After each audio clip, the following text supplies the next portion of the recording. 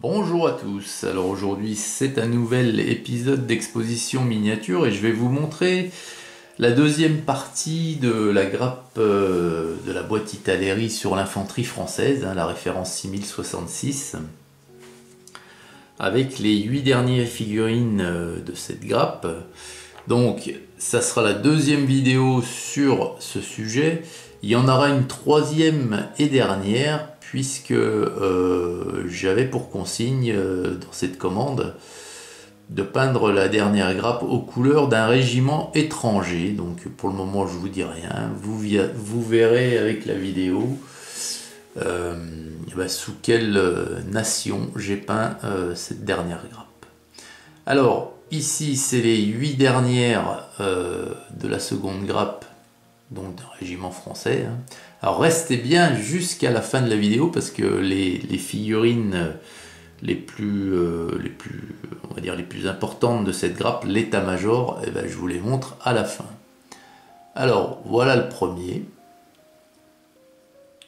Donc c'est l'infanterie française de 1815. Voilà, donc c'est les mêmes couleurs que pour la première partie.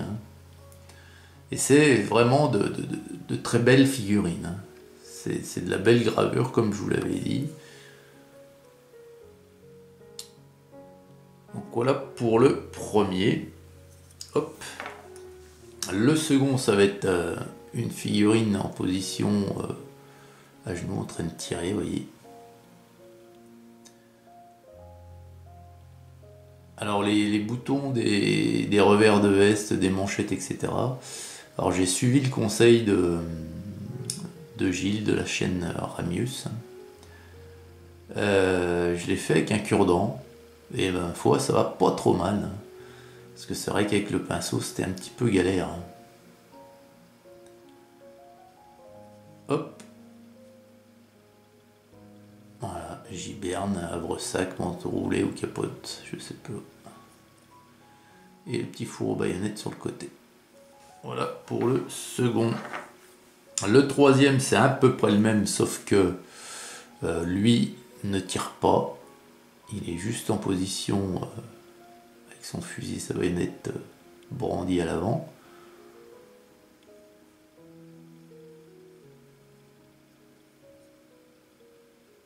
Voilà. Donc après les distinctives dans ces régiments c'était uniquement la couleur du pompon. Donc là c'est une distinctive orange. Et il y a un point blanc au milieu. Pourquoi? Parce que c'était là qu'était inscrit le numéro du régiment. Le quatrième, le voici.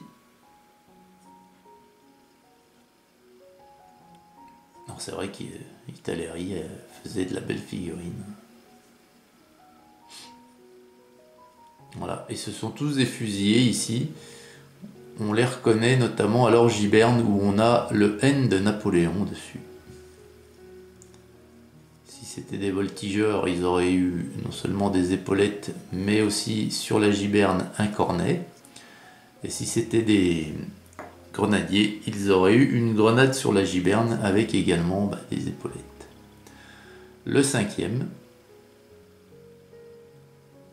oui, vous voyez qu'il se porte bien, bien mangé. Et il y a une particularité ici, c'est que lui, on voit qu'il met la main dans sa giberne. C'est plutôt sympa. Voilà.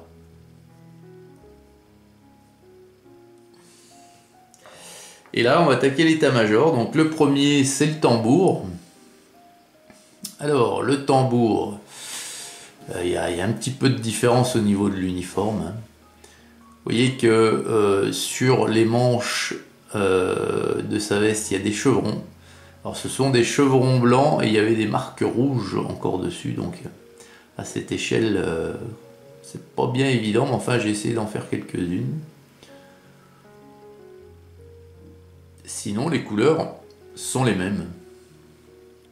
On a le tambour jaune. Et puis tout le tour des cercles du tambour en haut et bas, on avait des marques bleu, blanc, rouge. tambour, il est équipé d'un sabre. Et il a également un pactage.